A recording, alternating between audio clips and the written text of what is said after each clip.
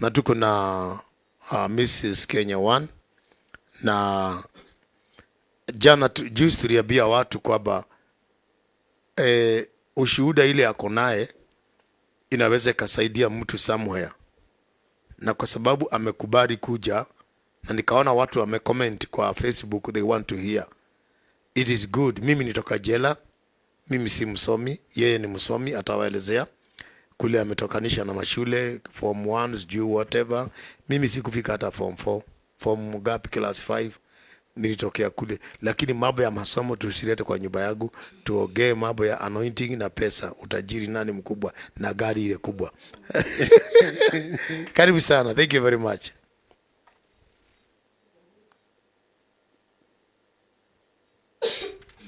Okay. Thank you. Tuambie majina yako, mimi ndio host. Singoja hata niseme. Haya, sawa. Thank you our viewers for joining us. Kwa majina naitwa Murugi Maina. Mrs. Kenya 1. So na nimeokoka, nampenda Yesu. Mimi ni mama ya watoto, na mimi ni mke wa mume mmoja, Dr. James Maina Nganga. Na nimekuoa, nimelipa mali. Nimeolewa, yes. Yeah, that's nimeolewa okay. Kabisa traditionally, kikanisa, hata kisheria. Mimi ni mke wa mtu. Ukitafuta utaona imeandikwa James Maina Nganga. Na yeye ni mume wa, wa mtu.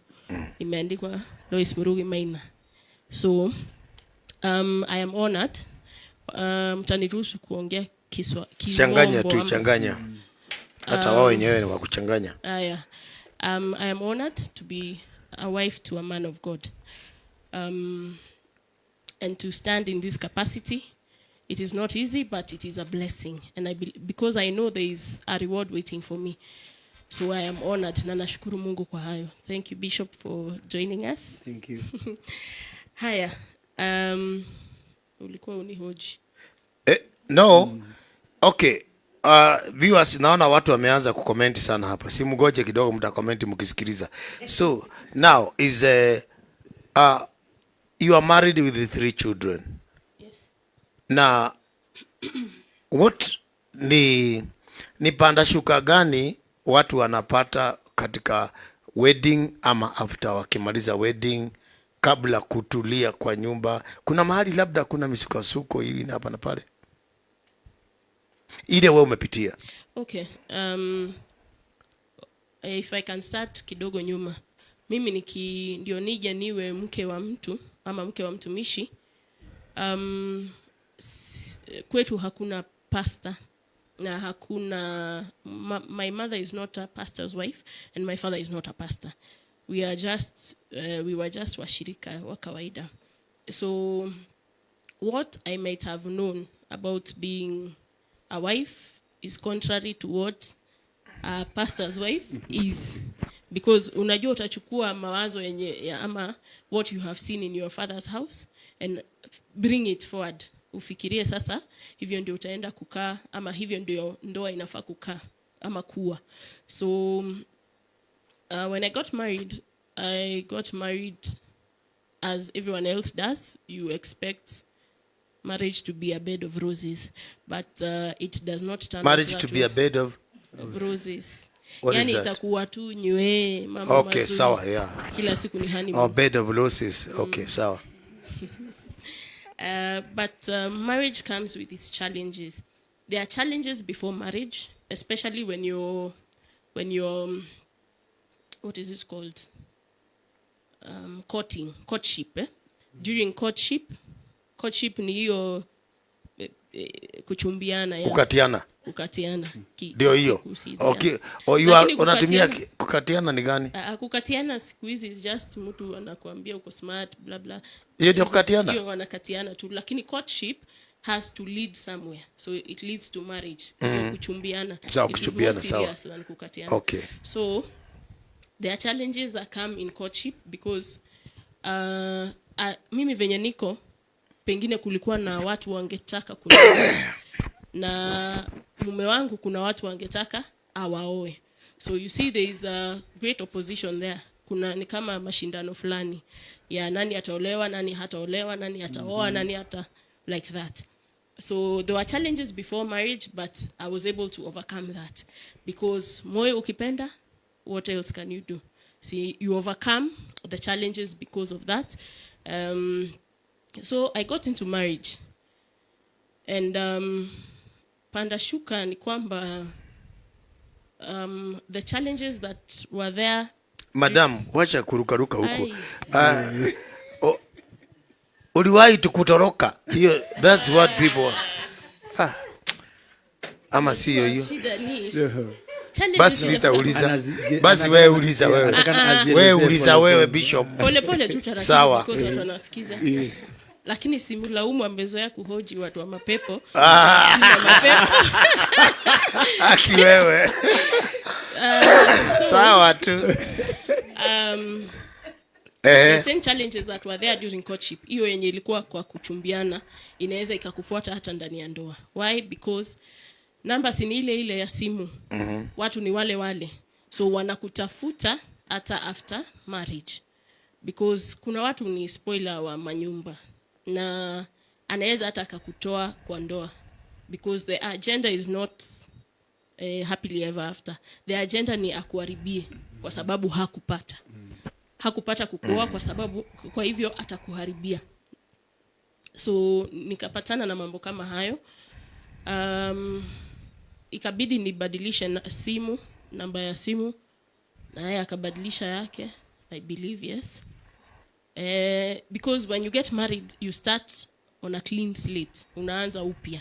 Sasa wacha marafiki wako wawe marafiki wake na marafiki wake wawe marafiki wako. If you want to start afresh, everyone has a past. Kila mtu akona mambo ya kitambo, lakini sasa because mumeanza upya, anzeni mkondo wa maisha upya. That's what I believe. So tukapitia hali ngumu tu ya hiyo and we overcame it. So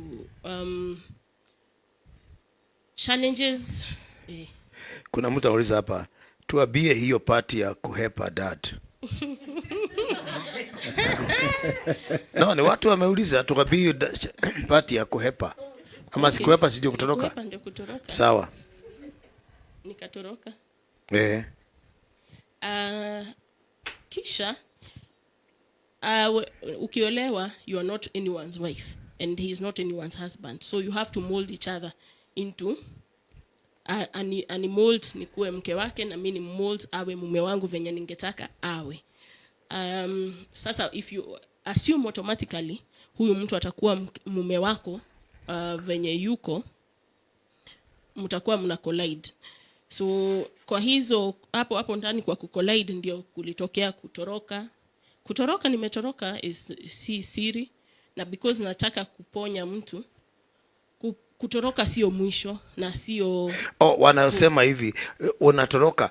Yani kuna siku nilikuja nikakuta nyumba umebeba ma briefcase, umebeba uliwekaji kwa gari we mwenyewe, you know, uliweka. Okay. Kuna nguvu fulani na kujaga. Si nguvu.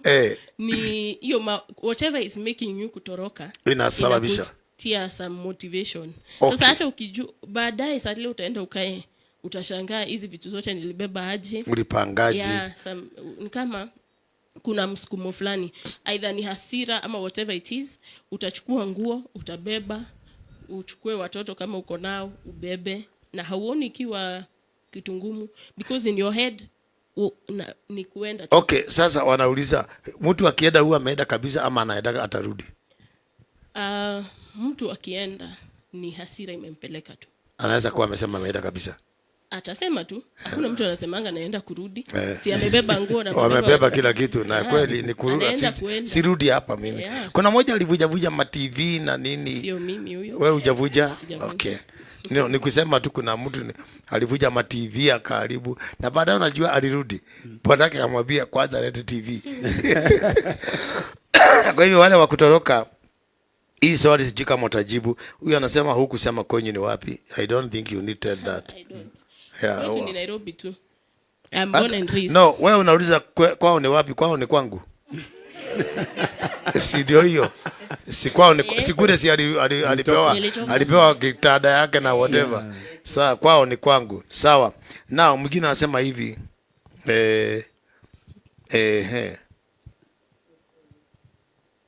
amesema hiyo ni personal. Ni mtu amemjibu hapo. Okay. Mam, hii itaponya ndoa nyingi sana. Ongea tu yote utusaidie. That's good. Amesema kuna mtu amesema hii itatuponya sisi, sababu unajua simu yangu ni hii, na unajua hii simu yangu imekuwa na matatizo mengi. Unakuta hapa mambo kwa simu, unakataa kukula chakula. What happened now? Inakuwa haina pin na haikusubui. Those are the ones they want to know. Unajua, one thing I learned is that once the devil knows your weakness, hapo ndio atapitia hapo na aitumie mpaka make sure amekufikisha mwisho, because the agenda ya shetani is to kill, steal and destroy. Akijua kwamba wewe ni mtu wa simu, ikiwacho hapo mzee ameenda kuoga, sasa atasababisha hapo. Yes. Maana I remember tulikuwa tumekaa kwa hoteli kule Naivasha, na tulikaa kama siku 3. Sasa tukifika hapo Kinungi, simu ikalia message. Sasa mimi nikafungua nikaangalia, inasema asante sana, jana ulinifurahisha sana. Alisema kwa kimombo fulani hivi. So tunaona nimeanza kuadapt yako, ama niseme vile ilisema. So sasa nikampatia simu, nikamwambia angalia huyu, sababu nilitaka kumuedicate kwamba spoilers watatuma message ambayo sio ya ukweli. Sasa kama hatungekuwa na yeye, aje aone hiyo simu hapo, nyumba ikevujika. Nikamuonesha, na tumekuwa na yeye siku 3 siku 4. Sasa huyu ametoka katikati na hakuna mahali nilienda.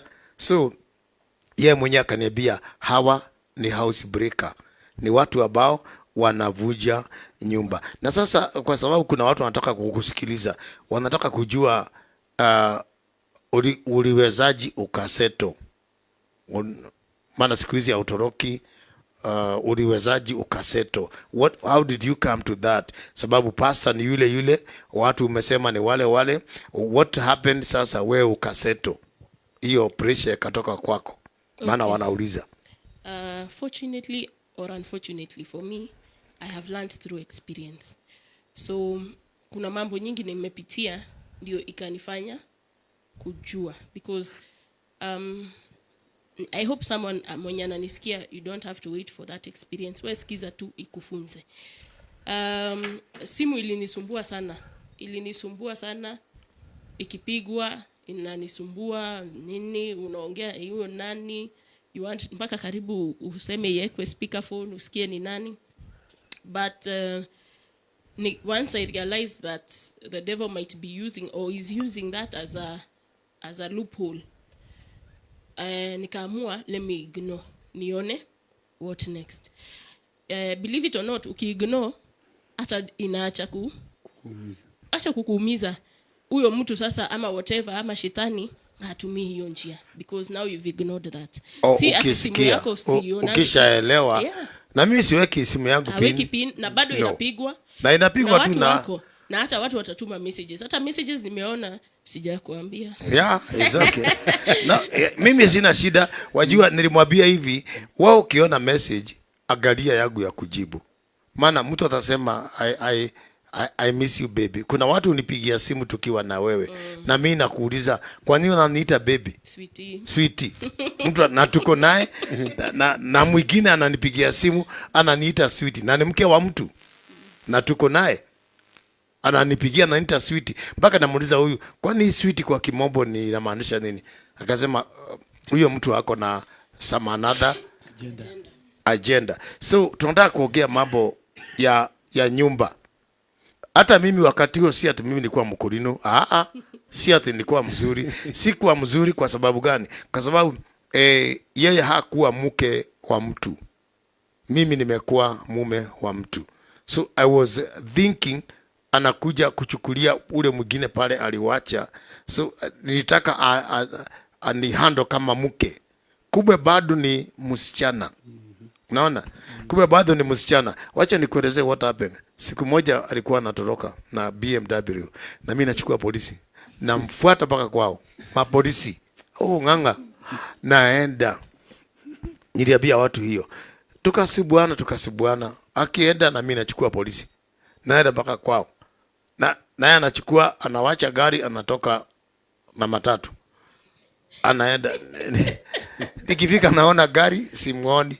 So tukasubuana. Sasa hata siku moja nikafanya hivi, si huko hapa. Nikachukua nguo yake na picha yake. Nikaficha, nikaweka kwa safe. Na nikaweka sadaka. Nikaambia Mungu, mimi ni mtume. Siwezi kunyang'anywa mnyama yangu, ni simba hawezi nyang'anywa ile kama mnyama ameshika. Nimekataa. Nikaweka hiyo nguo na picha kwa safe na nikaweka sadaka. Nikaomba, nikatoa tena sadaka nyingine nikaweka huku kwa safe. Believe me or not, wiki yako maliza akaja na masaduku tena yote na mtoto. Haya. Sasa kwanza alinipigia simu, kaniambia Naudi, hii nikija nitakwambia kitu na itakushangaza. So sitaki niendelee zaidi ya hapo, lakini akarudi na mimi nikamwambia vile nilifanya. Nikamwambia nilichukua picha yako, nikapeleka kwa save na nikatoa sadaka na nikamtolea zile vitu nilipicha. Sasa nikamletea. Sasa kutoka hapo hiyo kisirani ikaisha. Sasa ikakaa. Nataka kuzungumza hii kwa sababu tukakaa, sinakumbuka nilikuwa nikienda kuchukua hiyo BMW. Ikakaa hiyo BMW. Niseme basi niwache. Sema wewe basi. Maana watu wamesikia watauliza nini mmekata hapo. Wajua tunauba watu. You know we are building people. Basi sema. Ni sasa kuletewa kisirani wewe sema. Sema mambo ya gari. Gari. Iliendaje mpaka sasa iko? Oh, okay. So nilikuwa naenda na nakujia gari na mapolisi na Land Rover. Oh, I like that.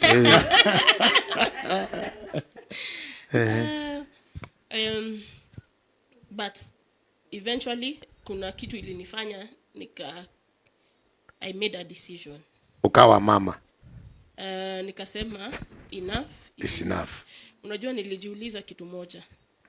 Sasa si hata nitakufia kwa njia nikitoroka na mtoto na mizigo every day. Ukikaa kidogo umeenda. Kaa kidogo umeenda. Na nikafikiria because most of the times unatuambiaga tujiite kama mkutano. So I thought to myself, without the influence of family or the influence of friends, because now wanachangia sana. Nilikuwa na marafiki wengi. I had very many friends.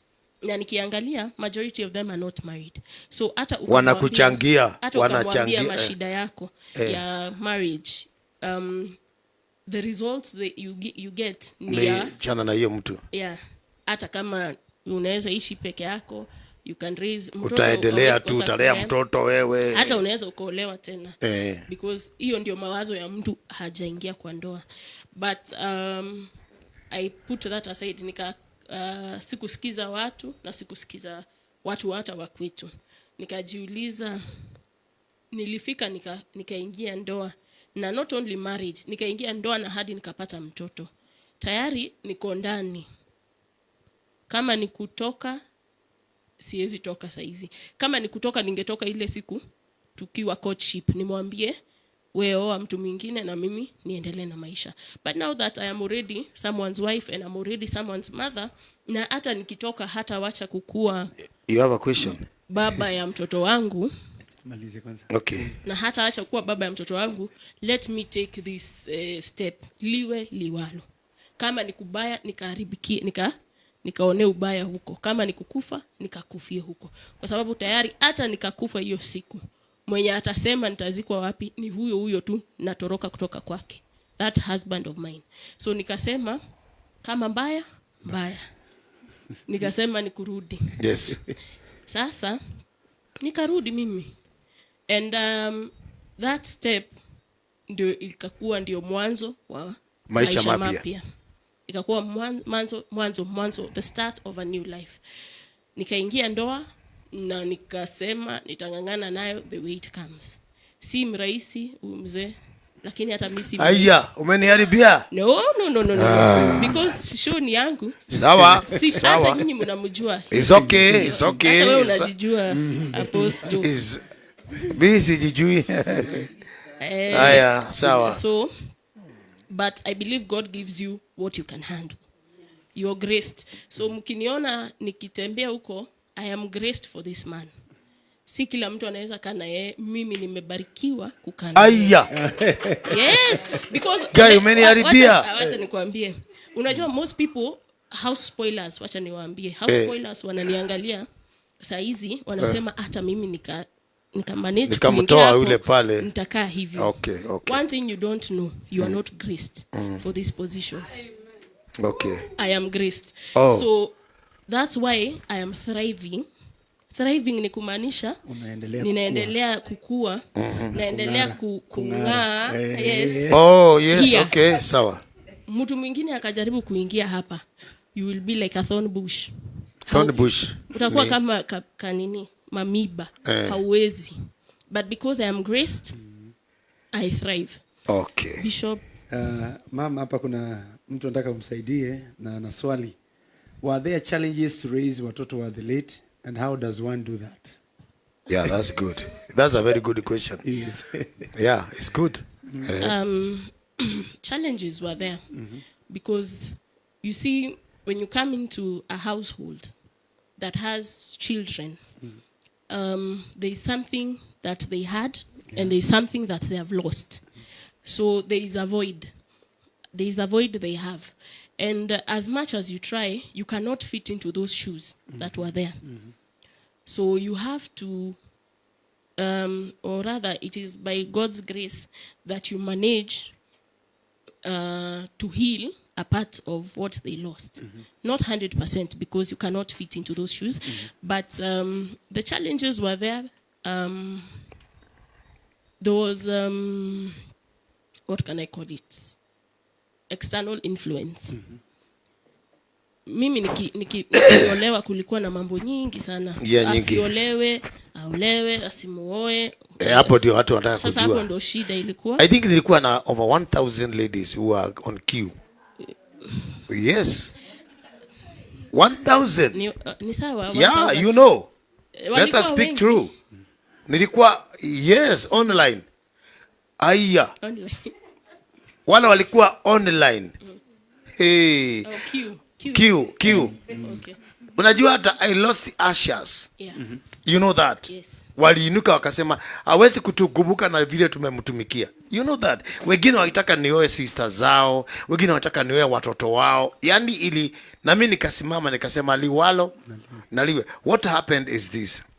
Hiyo swali nikusaidie. Nilijiita kama mkutano after mama alienda na watoto ni wadogo.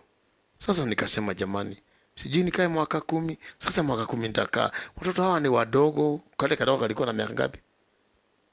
10. 11. Sasa nikawapeleka wote boarding. Wote. Jioni nikija ni mimi kama mganga. Just alone. Na imagine umetoka deliverance. So nikajiita kama mkutano. Nikaenda, munisikilize vizuri tu. Hakuna kitu kibaya kama kufiwa. Itakata everything. Everything itakatika, hata akili zako, hata nafikiri ule alikufiwa nani? Jacobo alikufiwa pale jiani. Hata Ibrahim alikufiwa na Sara. So wakati mama aliondoka, ujua aliniwacha kwa anga ile kubwa ambao sija izoea. So kuna watu walikuwa wanapatia 3 million, some ladies ya ministry. Sijui, mimi nafikiri ni ministry. Kube nitakuja kujua baadaye. Kuna mwingine alinipatia sijui chaba, mwingine akanipatia gari, nikapewa. Nilikuwa tu kama kamujiga. Hata kanisa iliharibika kwa nini? Sababu kulikuwa na groups. Hawa wanakuja na maua na vitambaya wanaweka kwa platform. Saturday night. Group nyingine inakuja inatoa ile iliwekwa jana inaweka yao. Sijui mimi, Mimi nikiingia nakuta, so watatoka nje, wakati naigia ndio wataigia viti zao, wameongea na maasha, hizo viti huwezi ukawekelea kitu. So nikiingia watu wale wanaigia, so watu wanafikiria nimekuja na wao. So sasa ilipoendelea hivi, wengine mnisikilize sana, nakwambia mimi ni Kenya one, yale nimepitia ni mimi na Mungu niwachie. So nikajiita kama mkutano, huyu nikakuta na watoto 4, huyu nikakuta na watoto 3, mwingine na watoto 2, nikapata mwingine ambaye hana mtoto lakini ako na miaka kama alikuwa mbele yangu na miaka 3. Sasa nikasema sijui niishukue, hata mmoja alikuwa mheshimiwa, mwingine alikuwa daktari, mwingine alikuwa wapi, mwingine alikuwa bishop, mwingine alikuwa. Sasa nikasema jamani, huyu nikichukua na akinipatia dawa ya kulevya anisainishe mashamba yangu. Unajua mimi ni kamjela, unajua kaujela yakawezi kuicha. Kaujela ile knowledge nitoa jela. Hata ukisikia nimelala, ninasikia. Sasa nikasema jamani, huyu nikichukua huyu anipeusie mataito zangu, watoto wangu watabaki na nini? Nikajua tu automatically mtu akija na watoto, akuja na watoto, the best thing atachukua ni kupatia watoto wake. Sasa nikasema siwezi pata msichana walikalagu, na wanawake wanajua hawazeeki na hawana mdogo. So nikasema liwalo na liwe na liwe na liwalo, wakaba tunasemaga wow kwendo. Nikaingia sasa, hey my friend, nikasema nitatangaza. Usitangaze. Nikasema nifanye chini ya maji. Nikasema chini ya maji na wewe ni apostle, watu watakuwa wakiuliza hii msichana umetoa wapi huyu msichana? Basi nikatafuta Bishop Mwaura kutoka Mombasa aje atangaze. What are you saying? 1000 people waliodoka Sadi hiyo 1000 waliodoka, viposhi waliodoka. Karibu nigeuze kompyuta, lakini roho ikaniambia basi nikasema mke si wa Mungu, mke ni wangu. Mke si wa Mungu, mke ni wangu. Mkitaka kwenda mwende, nyinyi ndio mmenikuta. So kanisa ikafurugika, watu wakaenda, na mimi nikasema basi ni nini hiyo swali inaulizwa hii? Congratulations. Yeah, unaona nilikwambia itaponya. Kuna mtu amesema hapo, hakuna wahubiri waliwahi kusema ati kitu kama hiyo. Wamekaba watu. Sasa wao ukifikiria nafikiria ni mapepo. Wamesema umefanya vizuri. Nimeona hapa wakisema umefanya vizuri kwa sababu hakuna mtu aliwahi wachungaji hawaja tuambia wao wanapata shida kama zile tunapata. You see, wanaishi tu wakifikiria sisi ni malaika. So tukaoa. Tulipooa, kumbuka kwamba ile spiritually kulikuwa na gap kubwa sana. Mke ameniwacha na nimeoa msichana. Watu wanasema ageoa mtu mzee, kwa nini ameoa msichana mdogo? Mimi nikasema na roho yangu, sasa nikiwa mtu kama mimi ama mzee siwezi pata msichana. Ukipata mtu hana mtoto, watoto wake walienda wapi? Atakuja kukulia watoto. Yaani mtu anajiita kama mkutano tu. So nikasema sasa nikioa mzee kama mimi, tushikwe na dawa ya pressure, tukunywe zote mtu bilibili, tukuve. Nikasema si uoe mdogo. Ukishikwa na pressure atakwambia ni gapi atabaki. Lakini mkunywe nyote wawili dawa ya pressure, mtakufa siku moja. Mtaweka jiko kuna baridi, kumbe jiko iko na gas, mmekufa. So nikaamua nikasema liwalo na liwe. So kanisa ikavurugika na mimi nikasimama. Ukumbuke wale walienda, kuna watu walikuwa nafunga asiolewe. Huyu unamwona hapa, huyu amepitia meno ya kutafunwa. Wanafunga, wanasema ni mpaka amefikisha miaka 3 bado. Sasa hapo ndio kumeharibika ile mbaya kabisa. Amepata mtoto bado, hapo ndio sasa kumeharibika. Alipopata mtoto goma takirithi na mwingi. Sasa at the end of the day, sasa ndio tukakubaliana, tukasema liwalo na liwe na liwe na liwalo. Sasa ile gari nilikuwa nayo kusema, ile gari alikuwa anatoroka nayo, si amekaa nayo sasa. Sasa nakanibii gari ni mzee. Sasa si nimepata mahali, si ni trade in, Nikaambia sasa trade in. Sasa ame trade in, sijui kama logbook ameandika jina yake. Ile gari ilikuwa naenda kuchukuliwa na mapolisi. Sasa unaona, sasa ame trade in, amepewa, sijui kama ameandika jina lake ama nini. So ndio nikasema aseme hivyo. Ndio wamama watakapopitia kiwango kama hiyo, give it time. Give it time. Itaenda tu pole pole. Ile gari alikuwa anafuatwa na mapolisi. Sasa iko kwa mikono yake na whatever. So give the life time. What is your comment the last? What do you want to say before I take over?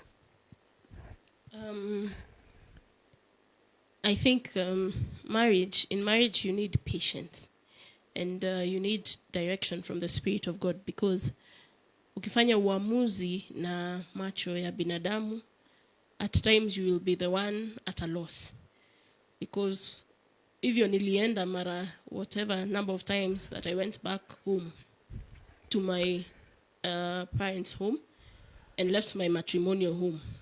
Mume wangu angechukua hatua, aseme enough is enough, but because he looked at it with spiritual eyes, akasema now enough is enough, sitapoteza mke wangu. And because I sat down and thought and said enough is enough, I got into this and I am going to remain in this, that is marriage. Nikaamua physically and spiritually. That is why I'm here today, and that is why I have a testimony, and that is why I can encourage someone who would be in a certain situation like this. Usitupe mkono ama usikate kauli. Kukata kauli is to give up. To give up, to make a decision. Usikate kauli mapema. Anasema hivi hapa mtu. Thank you so much. Advise the youth who are dating now. I would like to tell them one thing, because this generation has turned into something else that goes against the word of God. God is after godly offspring. I think it's in Micah or Malachi Micah. So he's after that covenant of marriage, not just watoto wamebarikiwa. Yes, watoto watabarikiwa, lakini God is after godly offspring, and godly offspring comes from the covenant of marriage. So do not be in a rush. Unaweza kuwa umewatch wedding show mpaka you are influenced to get married this year, and it's not the right time. You see your friends, that's peer pressure. You see your friends getting married and you say hata mimi mwenye atakuja sasa ndiye yeye. And that's not the case, because we are going into marriage blindly, and we are coming out of them at a very high rate. The number of divorce is going up. We are taking up the Western maisha ya wazungu. You marry and you divorce, you marry and you divorce, you marry and you divorce. Yet God said he hates divorce. So take your time, involve God. And at the end of it all, I believe you will go into marriage knowing what you're going into. Because if God goes ahead of you, then I believe and trust that all shall be well. Wacha niulizie watu. Are you learned? I am learned. Hey, which level? I'm very learned. I am learned. I'm a graduate. I'm a graduate yet to pursue my postgrad. Course gani hiyo?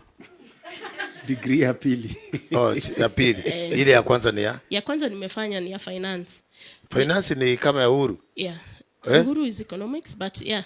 Finance, Uhuru wasikia yake ni ya pesa tu. Ni mwerevu sana. Ni ya pesa. Finance ndio watu wale wanakuwa na pesa. Ile alikuwa kwa treasuries kule kwa, nafikiri mimi naweza pewa hiyo. Yeah, I'm learned. Kuweka. Okay, you are learned? I'm learned. I got out of university nikakaa kidogo, then I got married. I prayed for my husband. One thing, let me tell you. I always prayed for my husband, not knowing who he is, but I prayed for A, B, C, D. I want my husband to be this way. I want my husband to be this way. Namuombea tu penye yuko. Because we are told what you confess is what you possess. So I believed, nikaomba nataka mtu wa hivi, and believe it or not, I didn't want to get married to a young man. Because kuna mtu anauliza hivi, kama baba yako, oh sorry, I don't say sorry, kama I return that, kama baba yako alikusupport, hukuona harusi ilikuwa Alini support. Can I get there please shortly? My father supported me. My parents supported me. Even my family supported me. Though there are those people who didn't support me among them. Not my immediate family, my extended family. Wengine hawakusupport. Kwa hivyo si lazima upende na kila mtu kwa familia. Na si lazima. Yeah. Because mume ni wangu, si wetu. Oh, God, yeah, so na sikai huko. As long as mali imekubalika, ndoa ina wazazi. Wazazi wangu. Wazazi wako. So, there is watu wa pale hawana shida. Walikubali and yeah, wakanibariki because they give you out to your husband and I was blessed. That's why I have children ambao wamebarikiwa. Okay, thank you very much.